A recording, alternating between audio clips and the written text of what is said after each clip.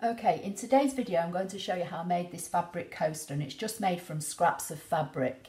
It's a variation on the pot holder I made a while ago, and if you want to see how I made this, go to the Janome playlist on my channel and you'll find a video on this. But as I say, today we're going to make this coaster. You just need 4.5 inches square of fabric, and you can use all the same fabric or you can use 2 alternating fabrics. It's entirely up to you. And I used a plain white for the backing. So you're going to need 2 pieces of fabric for the backing. Now I'm only using a very thin cotton, so I've applied an iron-on piece of stabiliser, or interfacing I think it's called, to one of the pieces. So these are 2 pieces at 4.5 inches and the stabiliser is 4 inches. And then you need 4 pieces of fabric for the top, which again are 4.5 inches. So I've got 2 of this design and 2 of this design. So what you're going to do, I've already ironed and folded these in half to save some time.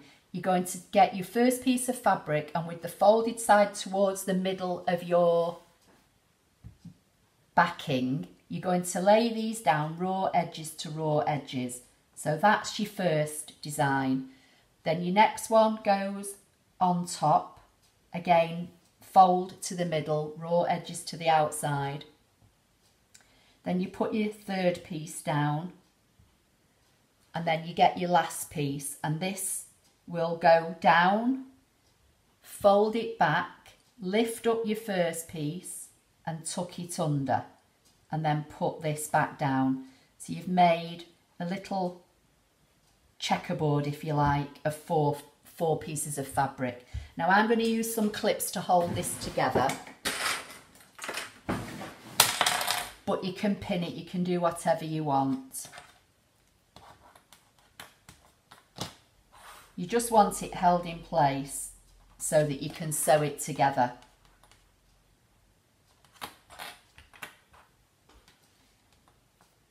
Now I've got the 1/4 inch foot on my machine, and I'm just going to sew with a 1/4 inch stitch all the way round. But you could just use your regular sewing foot with your needle in the normal position and line up the edge of your foot with the edge of your fabric. It would just make your coaster ever so slightly smaller, but not a great deal. So I'm going to tuck this under here, and I'm going to sew, I'm going to back tack and sew all the way round the 4 sides.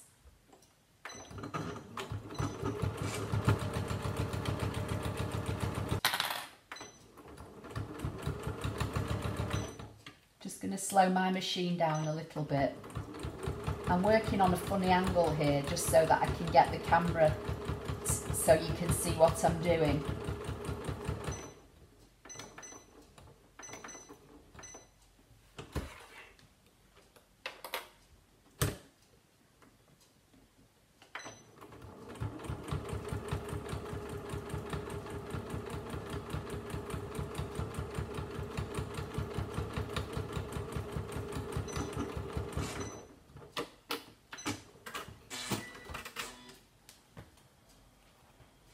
So I'm just going to trim off my threads.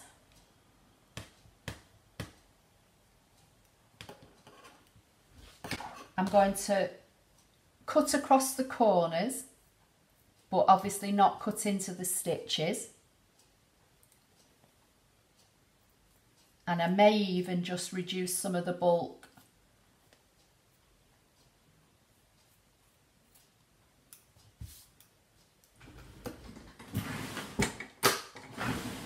Just going to turn this over, and I'm just going to reduce some of the bulk on these seams,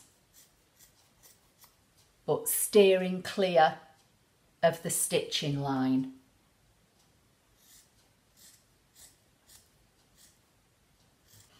Okay, so this is how it's looking now. You could serge this if you wanted to, it's entirely up to you, but I'm doing it on the sewing machine because I know that not everybody has a serger. And then what you need to do, you need to put your thumb under one of these corners and start to just turn this right side out. Just take your time, tuck your thumb or your finger in there and just turn it out. Once you've got it turned inside out, just poke out your corners, and because you've cut away the corners, you've got rid of a lot of the bulk. And then what you need to do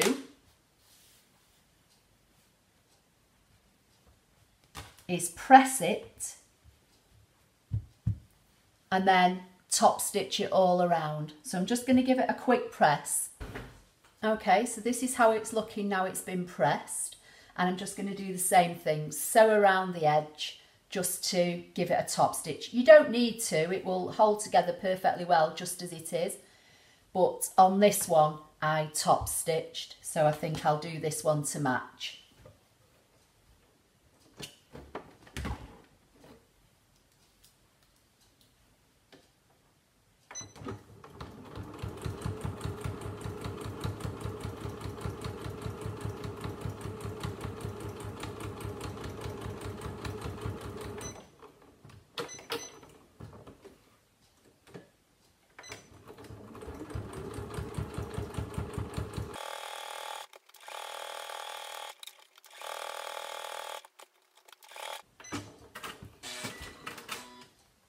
Okay, so that's that complete. I'll just nip off my thread. So there we go, another little coaster.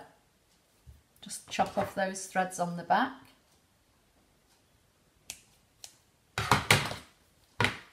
So they're 2 coasters. So how about those? If package those together, put them in packs of 4, put some ribbon around them and sell them or give them as gifts.